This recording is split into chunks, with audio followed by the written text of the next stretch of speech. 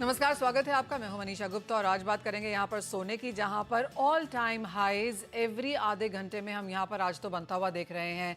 अंतर्राष्ट्रीय बाजारों में $2200 प्रति आउंस के ऊपर है सोना और भारतीय बाजारों में अब हम यहां पर 66,800 के ऊपर के स्तर निकाल चुके हैं, यानी कि फर्दर तेजी यहां पर बनती हुई।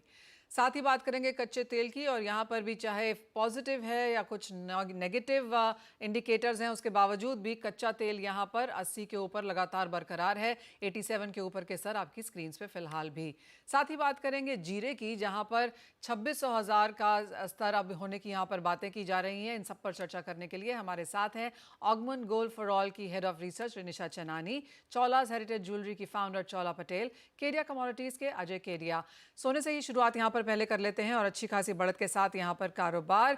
अजय, कैसे देखते हैं आप यहाँ से prices? As expected US Fed ने यहाँ पर 3 रेट कटौतियों की बात की है और एक इमीडिएट इम्पैक्ट रिएक्शन हमने यहाँ पर सोने में आता हुआ बाजार को ये भी लगता है कि जून में जब एक्चुअल रेट कटौती होगी तो सोने को एक फर्दर सर्ज मिलता हुआ भी दिखेगा।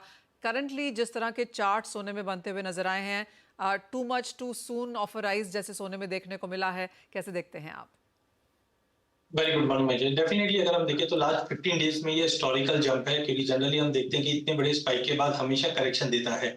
हमने फर्स्ट 3 दिन ऑफ मार्च के अंदर जो $200 की तेजी के बाद लास्ट 15 दिन में कंसोलिडेशन देखा है, बट कल जो कंफर्मेशन हमने फेड से देखा, पहला चीज इंटरसेट करंट मीटिंग में कुछ चेंज नहीं हुआ, वो इन लाइन ऑफ एक्सपेक्टेशन है। बट सबसे इंपॉर्टेंट है कि 3 रेट कट ये साल और 3 रेट कट एक्सपेक्ट करके चल रहे अगले साल। ये काफी बड़ा, डिस्पाइट कि इन्फ्लेशन के जो नंबर है अभी भी हमने देखा 3.1 के मुकाबले 3.2 था, नंबर्स भी कोई ज्यादा नहीं, लेकिन जो एग्रेसिवनेस अभी दिखाई दी है जिसकी वजह से हमने आज मार्केट में गैप अप ओपनिंग देखा है। तो टेक्निकली डेफिनेटली अगर हम पिछले 15 दिन के अगर चार्ट्स के ऊपर देखें तो एक ओवरबॉट जोन जरूर बन जाता है, बट अनलेस एंड अनटिल कोई कंफर्मेटिव सेल नहीं आता है तो बेटर शॉर्ट से अवॉइड कीजिए। करंट लेवल से बाइंग की मैं सलाह नहीं दूंगा। हाँ, टेक्निकली ऊपर ये लग रहा है कि प्राइसेस वापस 2220 से 2235 तक का लेवल दिखा सकता है कॉमेक्स में, जबकि डोमेस्टिक मार्केट में 67,200 तक का लेवल दिख जाए। नो डाउट ईयर एंड के लिए टारगेट जैसे 70,000 बताए थे, लेकिन ये उम्मीद नहीं थी कि प्राइसेस 15 दिन के अंदर ही हम 3 से 4,000 रुपए की तेजी देख पाए। तो इतनी बड़ी रैली के बाद एक कंसोलिडेशन जरूर बनता है मार्केट में। तो करंट लेवल से थोड़ा वेट एंड वॉच रखिए, क्योंकि जब भी ऐसी वॉलिटिलिटी आती है तो मार्केट में थोड़ा सा साइडवेज हो जाना चाहिए। तो मुझे लगता है ऑप्शन के साथ ट्रेड किया जा सकता है या बेटर वेट एंड वॉच रखिए। 67,200 इमीडिएटली मुझे लगता है कि वर्स्ट इन केस एक बार टेम्पररी M6 पे, जबकि इंटरनेशनल में 22-35 तक का लेवल दिखा सकता है। अजय, अगर किसी ने अभी यहाँ पर नहीं खरीदा और आप जैसे कह रहे हैं कि शायद खरीदना भी नहीं चाहिए क्योंकि ये काफी डिजीइंग लेवल्स हैं, थोड़ी सी कंसोलिडेशन, कुछ करेक्शन भी शायद यहाँ से आनी ही चाहिए, तो अगर इस साल की अब यहाँ पर बात करें और क्योंकि बात 70-72 हजार की भी ऊपर में की जा रही है, नीचे में बेस्ट लेवल्स क्या रह सकते हैं खरीदने के लिए? देखिए, अब तक अगर मैं पिछले 10 साल का एक ट्रैक रिकॉर्ड देखता हूं, जब भी सोने में एक जंप आता है तो एटलीस्ट 50% का रिट्रेसमेंट। ठीक है, एग्जांपल कि हम 2020 के अंदर मार्च में 38,000 से 56,000 का जंप देखा था, तब भी हमने 50% का एक रिट्रेसमेंट देखा है। तो आई एम एक्सपेक्टिंग कि जैसे हमने ये 200 $250 का रैली देखा है, तो इन डॉलर टर्म्स में मुझे लगता है कि 2060 से 2070 का एटलीस्ट एक फेयर प्राइस रहेगा, वहां पे हम रीथिंक करके री एंट्री करें।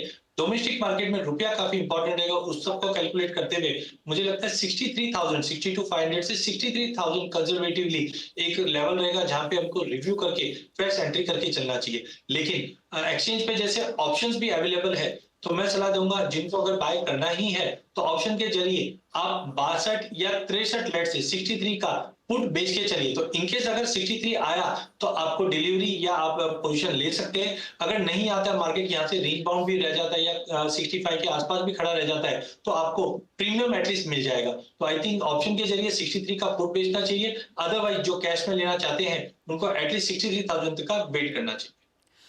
ऑल राइट, तो 63,000 तक का आप यहाँ पर इंतजार करें, यानी कि यहाँ से 3,500 की करेक्शन सोने में एक पॉसिबिलिटी नजर आती है। अगर आपने सोना यहाँ पर नहीं खरीदा है तो आप इस डिप का डेफिनेटली इंतजार करें, बाजार पर यहाँ पर नजर रखें, या फिर जैसे अजय कह रहे हैं कि 63 का पुट यहाँ पर आप बेचकर भी काम कर सकते हैं। रिनिशा, खरीदना चाहिए, भाव डेफिनेटली ऊपर जाएंगे, आई थिंक वो एक नैरेटिव है जिसके साथ हम काफी समय से अब काम कर रहे हैं। अब बात हमें ये करनी है कि क्या लोग इस समय पर लें या फिर करेक्शन का इंतजार करें, आप क्या कहेंगे? मनीषा, मुझे लगता है जो करंट प्राइसेस है ये एलिवेटेड है। जो कल रन अप आया है 1000 रुपीज प्राइसेस बढ़ गई है, तो मुझे लगता है थोड़ा बहुत यहाँ से हम डिप्स देख सकते हैं। बट जो कंसोलिडेशन पिछले 15 दिन से चल रहा था, उसके बाद जिस तरह से कल फेड का स्टैंस आया है काफी डॉविश है। तो ये रन अप एक्सपेक्टेड था। हम वेट कर रहे थे कि प्रीवियस जो 2190 2200 के जो लेवल्स है ये एक बार टूटते हैं तो न्यू हाइज देखे जा सकते हैं। एग्जैक्टली वैसे ही हुआ है। मुझे लगता है ये रैली अभी $20 to $50 तक कंटिन्यू रह सकती है, और इंडियन टर्म्स में देखें तो 68,000 तक हम प्राइसेस को जाते हुए देख सकते हैं।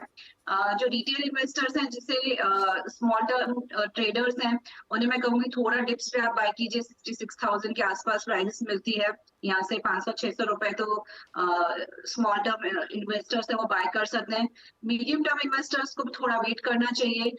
ये रैली अभी भी $2,300 तक जा सकती है बाय दिस ईयर एंड। तो थोड़ा डिप्स का वेट करें। $2150 जो था, 65,000 तक का जो लेवल था, वहां तक भी एक बार थोड़ा करेक्शन आ सकता है। बट जिस तरह से ये रैली हुई है, मुझे लगता है ये बहुत जल्दी स्टॉप नहीं होगी। ये स्पेकुलेटिव बाइंग है, स्टॉप लॉस ट्रिगर्स हैं, और काफी स्ट्रॉन्ग फिजिकल डिमांड भी है। तो मुझे लगता है कि यहाँ से ये रन अप $20 to $50 तक कंटिन्यू रह सकता है। एब्सोल्युटली। जिस तरह की लॉन्ग पोजीशंस हैं, जैसा कि सीएफटीसी का डेटा है, माना यही जा रहा है कि काफ़ी सारे शॉर्ट्स यहाँ पर क्लोज हुए हैं। स्क्वीज ट्रेडिंग भी इन सम सेंस यहाँ पर आते हुए नजर आई है। चौला, आप कैसे देखती हैं? और जिस तरह का रनअप हमने गोल्ड में देखा है, और जैसे सभी ज्वेलरी रिप्रेजेंटेटिव हमें बता रहे हैं कि खरीदारी एकदम यहाँ पर लो पर है, क्योंकि जिस तरह से वॉलेटाइल मूव्स हमने सोने में आते हुए देखे हैं, जिस तरह से ऑल टाइम हाइज यहाँ पर बनते चले जा रहे हैं, बाइंग में एक हॉल्ट या पॉज लगता हुआ नजर आया है। हाँ बिल्कुल मनीषा, ये तो बात है कि अभी वैसे वेडिंग सीजन भी जैसे कम हो गई है, या स्लो सीजन के 2 जो महीने हैं अभी, वो स्लो सीजन के ही है। तो डेफिनेटली गिफ्टिंग का जो सेक्टर चलने वाला था उस पे इम्पैक्ट जरूर आएगा। और अभी बाइंग थोड़ी कम होगी, क्योंकि बायर्स को अभी थोड़ा सा झटका लगा हुआ भी है कि प्राइस बढ़ रहे हैं, एंड वो लोग वेट करना चाह रहे हैं कि प्राइस घटे और वो फिर से बाइंग में आए।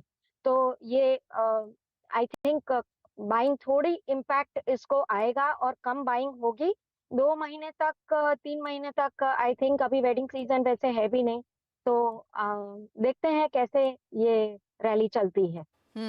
तो चौला, ऐसे समय में यहाँ पर ज्वेलरी एज एन इंडस्ट्री क्या करती है, जब वेडिंग सीजन नहीं है, मार्च एंडिंग भी है, शायद उसकी वजह से भी कमजोर खरीदारी यहाँ पर देखने को मिलती है, इलेक्शंस हैं आगे यहाँ पर आते हुए, तो वैसे भी गोल्ड की मूवमेंट भी थोड़ी सी कमजोर हो जाती है। तो काफी सारे फैक्टर्स हैं अपार्ट फ्रॉम कि सोने के भाव यहाँ पर ऑल टाइम हाइज पे हैं। तो इंडस्ट्री अपने आप को ऐसे समय में कैसे कंसोलिडेट करती है?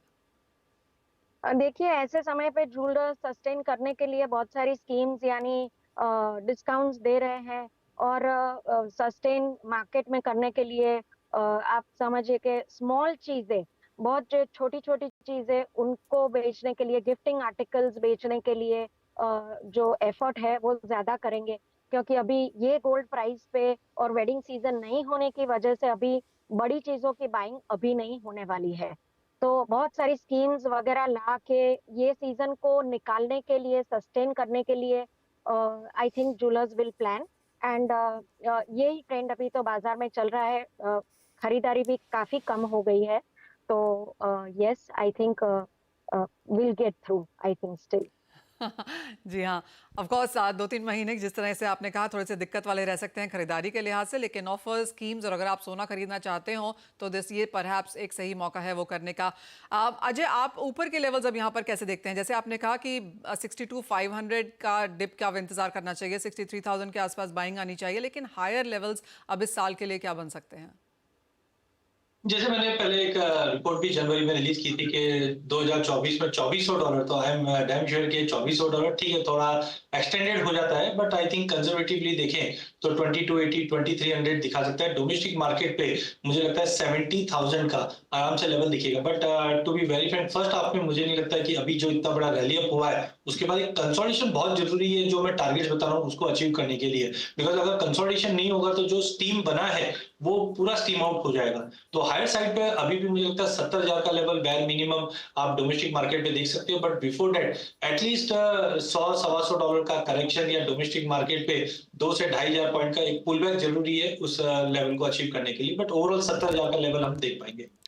ऑलराइट, तो सोने की जहां तक बात है 70,000 तक के लेवल्स यहां पर देखने को मिल सकते हैं, लेकिन जैसे अजय कह भी रहे हैं कि 62 63,000 के बीच के यहां की करेक्शन भी देखने को मिलेगी। वहां पर अगर आपने बाइंग नहीं करी है सोने में तो आप कर सकते हैं। स्क्रीन पर आपके चांदी लेकर आएंगे क्योंकि 15 हफ्ते के हाईज पर यहां पर अब चांदी कारोबार कर रही है। कल रात करीबन 2 से 2.5% की तेजी न्यूयॉर्क सेशन में हमने चांदी में आते हुए देखी और आप देख सकते हैं $26 से बहुत दूर नहीं है यहां पर चांदी। बहुत समय तक हमने एक रेजिस्टेंस लेवल वहां पर बनता हुआ देखा है। कल की बढ़त के बाद आज भी करीबन 1300 रुपए की तेजी चांदी आपको दिखा रही है और अच्छे खासे गेंस के साथ यहां पर कारोबार है। 77,000 से बहुत दूर नहीं। अजय, यहां पर क्या सेंस है और यहां पर भी कुछ करेक्शन का इंतजार करें या एक वन वे रैली है, क्योंकि मेटल्स में जिस तरह की तेजी है उसका फायदा यहां पर चांदी उठाती हुई? मैंने लास्ट वीक एक चार्ट भी रिलीज किया था जहां पे मैंने बताया गोल्ड सिल्वर रेशियो में एक ट्रिपल टॉप बन रहा है। हमने मल्टीपल ऑफ टाइम देखा 91 92 के आसपास dollar index gold silver ratio जाता है, बट वो सस्टेन नहीं करता। करंटली अगर हम देखें तो 86 के नीचे ये रेशियो दिखा चुका है। मुझे लगता है ये साल में रेशियो करीबन 77 78 के करीब जा सकता है। That means silver will out perform. और हमने पिछले 15 दिन में देखा भी है चाइना से जो नंबर्स आए, चाहे रिटेल सेल्स के चाहे इकोनॉमी के, वो कहीं ना कहीं अब पॉजिटिव बनते जा रहे हैं। तो मुझे लगा गोल्ड के मुकाबले चांदी ज्यादा स्ट्रांग है, but for that we need के 2650 का लेवल तोड़ के अच्छे से होल्ड करें, क्योंकि दिसंबर में भी हमने देखा 26 का स्पाइक किया, then we have seen a correction. तो आई थिंक के 2650 will be more important. And domestic market पे भी हमने आज से नहीं पिछले 10 साल में हमने देखा है कि 76 77 और इनफैक्ट 78 ये जो जोन रहे हैं हमेशा यहाँ पे एक सेलिंग प्रेशर बन जाता है। तो टाइमिंग मुझे लगता है चांदी के अंदर भी एक पुल बैक पॉसिबल है, जो 73,500 73,000 तक का मिले वहां पे लेके चलिए। अगर हम ईयर एंड तक की बात, जैसे हम सोने की बात करें, तो चांदी में मुझे लगता है 95,000 इजीली क्रॉस बैक कर जाएगा, बट एक पुल बैक के बाद। रनिशा, 95,000 1 लाख, अब ये लेवल्स वापस आने लगे हैं। आप कहां पर हैं?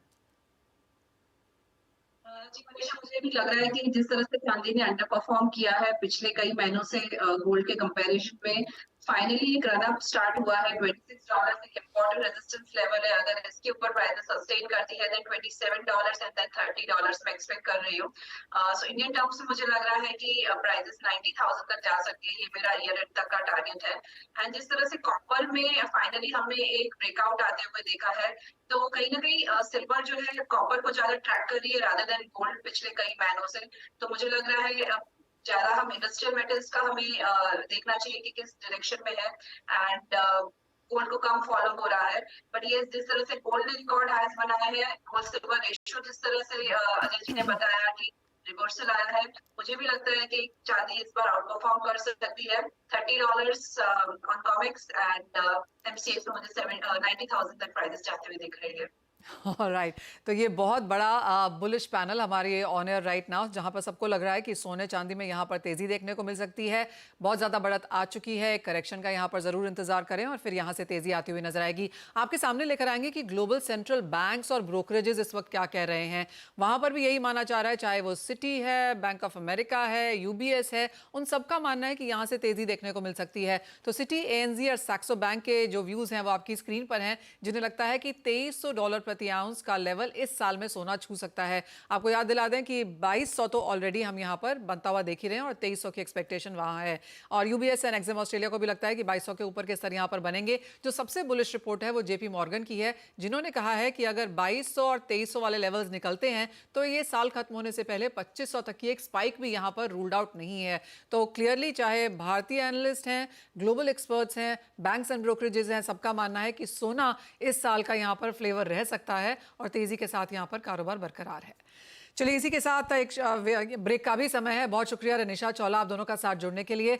जब हम लौटेंगे तो बात यहां पर करेंगे एनर्जी की और साथ ही आपको बताएंगे कि एग्री कमोडिटीज में कहां है हलचल।